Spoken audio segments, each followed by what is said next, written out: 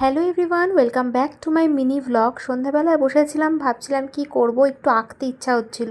তারপর ফেব্রিকগুলো বার করে দেখলাম কতগুলো ফেব্রিক শেষ হয়ে গেছে। তো তখনই একটা মাথায় বুদ্ধি এলো যে ফেব্রিকের যে শিশিগুলো রয়েছে ওগুলোকে আমি ভালো করে ধুয়ে নিয়েছিলাম আর লেবেলটা যেটা ছিল সেটাকে তুলে দিয়েছিলাম।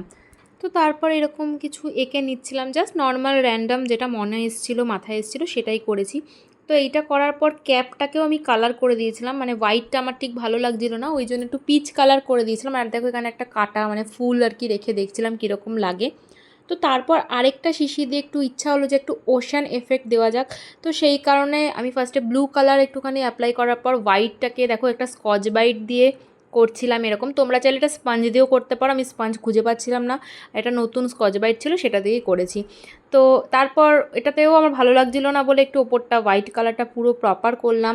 তারপর একটু পাতা এঁকেছিলাম, সেটা একটু বিগড়ে গেছিলো, ওটাকে আবার ঠিক করে করেছিলাম। তোমরা জানাবে যে এটা কীরকম হয়েছে। আর এটার ক্যাপটাকেও আমি ইয়েলো কালার করে দিয়েছি।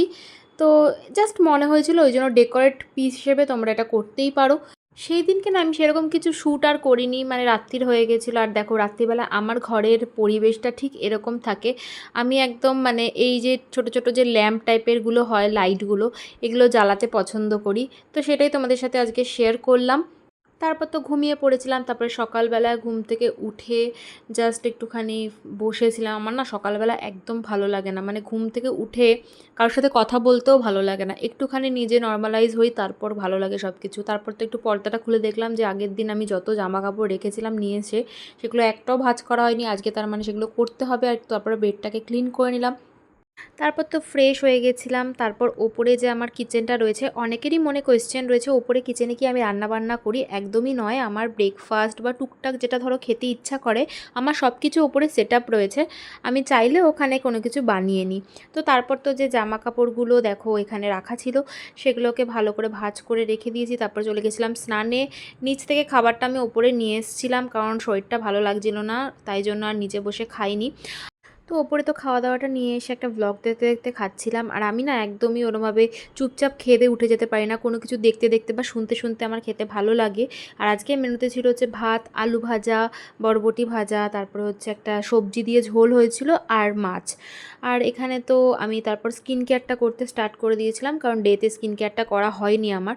একটা টোনার ইউজ করেছি হচ্ছে অ্যালপস গুডনেস, ময়েশ্চারাইজারটা ইউজ করেছি হচ্ছে গুড ভাইবসের রোজবেরি জেল ময়েশ্চারাইজার। আর তারপর সানস্ক্রিন ইউজ করেছি হচ্ছে ডট অ্যান্ড কির।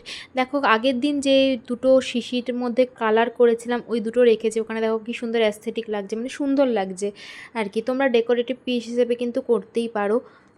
তোমরা আমার যে কোনো ভ্লগ বা যে কোনো ভিডিও ভীষণ ভালোবাসো, তাই জন্য তোমাদের থেকেই একটা জিনিস জানতে চাইছি যে তোমরা কী টাইপের নেক্সট ভ্লগগুলো দেখবে বা এইরকম ডেলি লাইফেরই ভ্লগ দেখবে কি না আমায় কিন্তু কমেন্ট করে দিও।